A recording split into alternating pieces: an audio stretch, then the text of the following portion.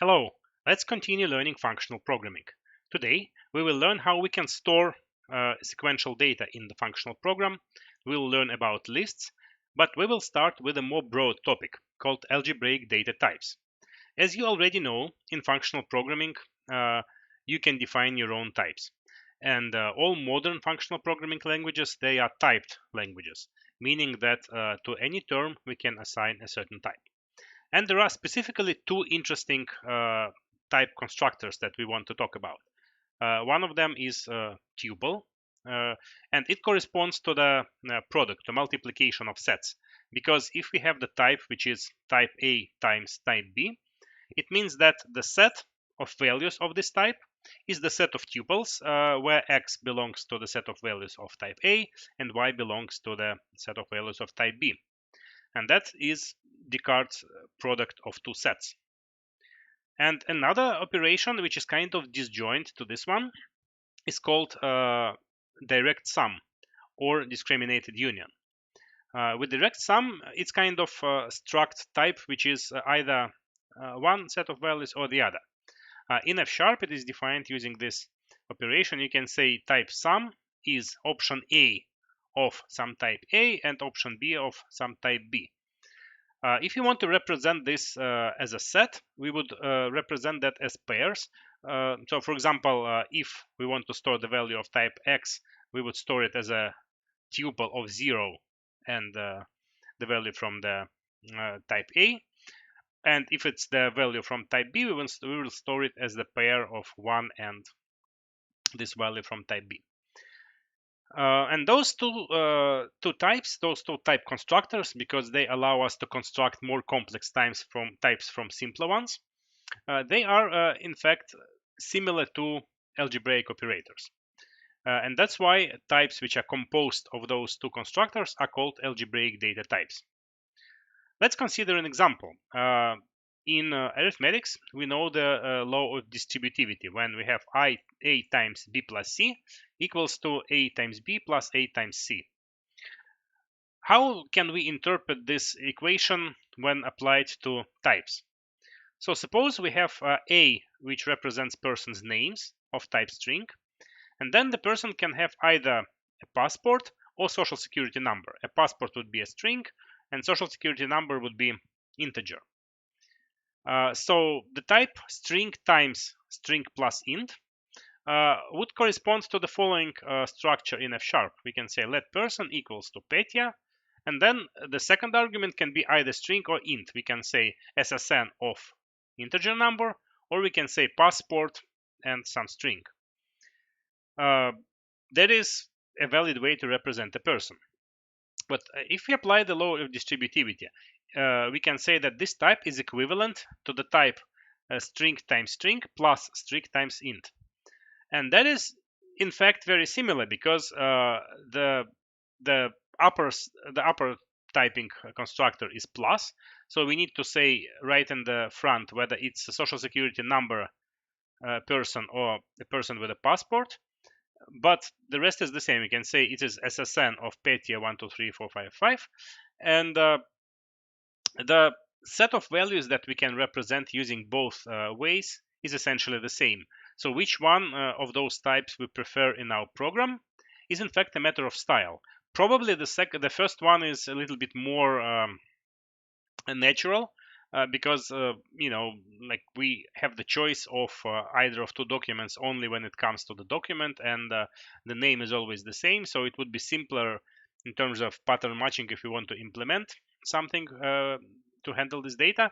But in terms of like values, those two types are identical.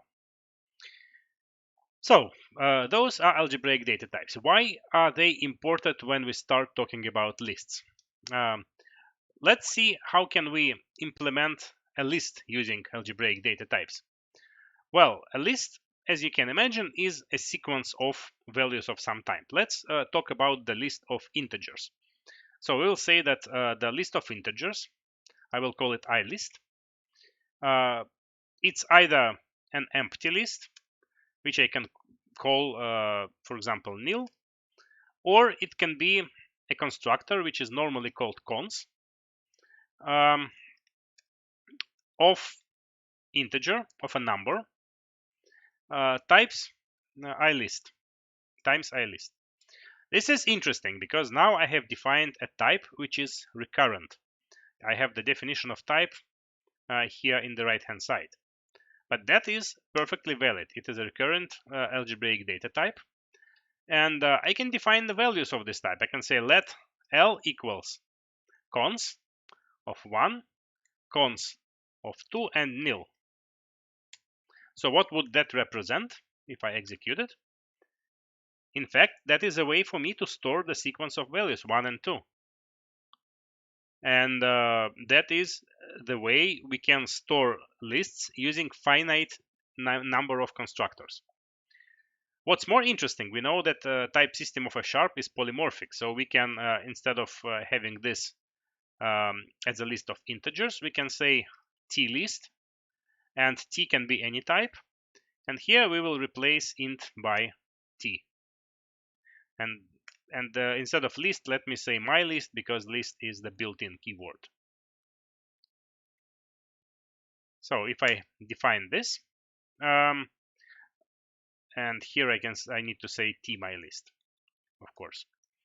Now if I define this, and if I construct this thing, it gives me the int my list. It tells me that this is the list of integers, and I can say, for example, s equals to cons high cons there, and nil, and that would be the string my list, the list of string. So to summarize, if you want to define a list, it is a recurrent definition. It is a recurrent algebraic data types, and the list is defined recurrently based on itself. So a list is either an empty list or an element and the sublist, which is called tail. So when we have this constructor which we called cons, it kind of glues together a head of the list. This is called head, and the tail. So the list is constructed using this constructor. In F#, of course, lists are integral part of the language, which means that we can use simpler constructions than this cons and nil. In fact, nil in F# is represented by those brackets, which is called empty list, and cons constructor is represented by this cons operator of 2 dots, which gives us an like the simpler way to define lists in F#. We can say let L equals 1 dot 2 dot empty list, and that would give us the list of 2 elements, 1 and 2. And of course I can also use like more usual syntax like this. That is exactly the same. So whenever I write those brackets 1 2, and I can say 1 2 3 4 5, whenever I write something like this, I essentially construct this kind of tree-like structure in memory. So this list of 1 2 3 is constructed as a constructor with like one head element 1 and the tail, which consists of the head element 2 and the tail, which consists of the head element 3 and the tail. That is to say that list is represented by a kind of tree structure inside functional language. So those are like simple ways to write lists. And of course I can also use pattern matching. I can say let h dot double dot t, and that would decompose the list to its head and tail. So 1 would be assigned to h, and 2 3 would be assigned to t. There are also some nice ways to define long lists. So for example, I can say something like 1 dot 10, and that would be the list of values from 1 to 10, and I can say let AB equals this, and it would give me A equals to 1 and B equals to the tail from 2 to 10. And I can also say here, if I want to give the step with a step of 3, I would put 3 here as well. So it would be 1, and then the next element 4, and then the next element 7, and then 10. Now let's see how can we compute the length of the list. That should be pretty obvious. Of course, like we can do the definition like this. We can say let rec length L. If L is an empty list, then we return 0, and otherwise we return 1 plus length of a tail. And you can see here that we use these functions list tail, list empty, which are from the list library, and we'll talk about list library a little bit later on. But this definition is kind of not very nice because it doesn't take into account that the fact that we can in fact decompose the list into head and tail immediately when defining a function. So this is kind of not so nice definition. If you want to do something better, we can remember that we have pattern matching operator. So we can say let's match the list, and if it's matched with an empty list, then we return 0. If it's matched with a head and the tail, then we return 1 plus length of a tail. That is kind of better looking definition. But then let's again remember that we have the function construction, which allows us to write something like this. We can say let rec length is a function which returns 0 for an empty list, and for any other list it returns 1 plus length of the tail. And you can see that we use this kind of underscore here. Underscore is anonymous variable, which means that we are not interested in its value. It can be anything. Now, you know already quite a lot about lists, so I will give you a problem to think about.